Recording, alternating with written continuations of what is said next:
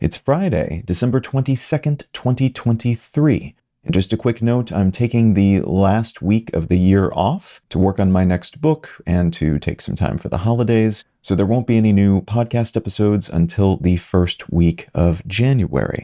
That said, from the New York Times, after years of wrangling, EU countries reach major deal on migration. The EU has agreed on a plan to overhaul the bloc's collective migration system, called the EU Migration and Asylum Pact, after 3 years of negotiation, and during a period of heightened tensions and anti-migrant sentiment throughout the region. That sentiment has led to some degree of success at the polls for far-right political entities in many European countries. And the goal of this plan was to make it easier to limit the entry of migrants and more rapidly process asylum claims, while also empowering local regulators to deport those who don't pass muster, which should give individual governments more control over their borders, which they hope will lessen those aforementioned tensions. The plan also creates the necessary systems and infrastructure for speedier migrant processing, which in turn should leave fewer people in the lurch, uncertain about their futures and unable to move forward as a consequence. This plan will now pass through the EU's meandering approval processes, and it's generally considered to be likely to make it into law, as it's already been approved by negotiators from all the relevant institutions.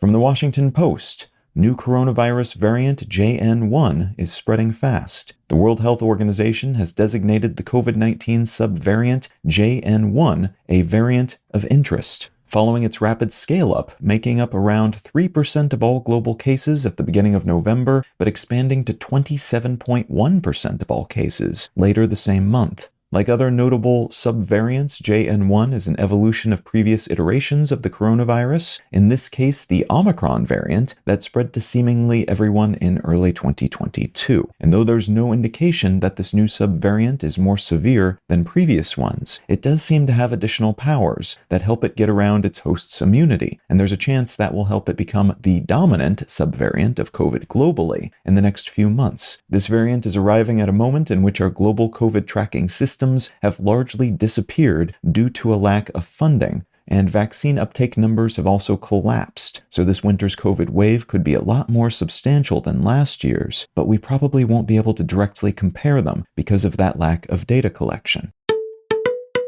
And from Reuters, US SEC charges Tingo Group Nigerian CEO and 3 companies with fraud. The U.S. Securities and Exchange Commission has filed charges against a Nigerian businessman named Dozie Mambusi and 3 companies of which he's a CEO for fraud. These charges landed shortly after a report from short seller Hindenburg Research in which the company claimed the Tingo Group, a fintech firm that Mambusi runs, has been fabricating its numbers, saying in its official documents that it had hundreds of millions of dollars in the bank and using those numbers to garner loans and investments, despite having an actual bank account balance of less than $50. Mambusi refuted these claims alongside others made by Hindenburg about the company's seemingly inflated user base numbers, non-existent infrastructure, and its lack of an official license required to operate as a legal business. This new move by the SEC is intended to freeze the company's assets, such as they are, prevent the moving of money by Mambusi and other members of company leadership, and to establish an investigation into the scale of the alleged fraud.